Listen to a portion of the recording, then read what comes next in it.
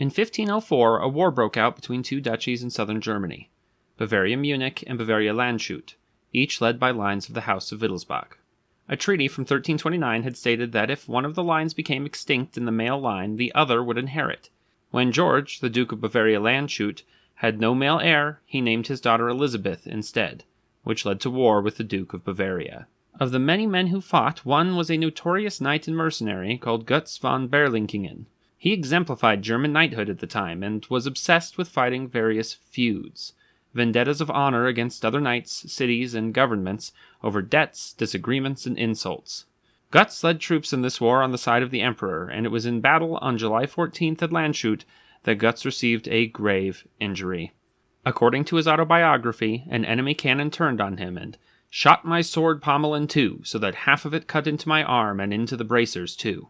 The pommel was so deep in the bracers that one could not see it anymore. The damage to his arm, along with the work of a surgeon, meant that Gutz lost his right hand. I begged God to be merciful and take me up to him because I was now a ruined warrior, he wrote. He remembered, though, another knight who was missing a hand, but, he said, could do everything he needed to against his enemies on the battlefield, and took heart. Once he recovered, he had a crude metal hand made.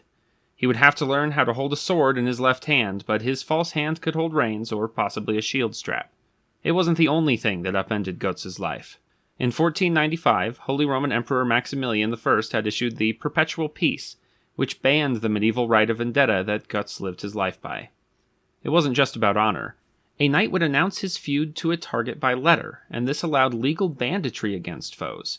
For a knight like Gutz, who was a small landholder, it allowed him to augment his income. For knights like Gutz, this was a challenge to their culture, and one that Gutz himself ignored at will. Gutz would be engaged in one feud or another almost constantly for years after he lost his hand. He feuded with the Bishop of Bamberg when one of his men was arrested, against the city of Cologne on behalf of a wronged acquaintance, with the city of Nuremberg for kidnapping one of his friends, and many, many more. At one point, he claimed he was fighting 5 feuds at once. Despite the violence of his life, the Knight of the Iron Hand would live to die in his sleep, aged 81.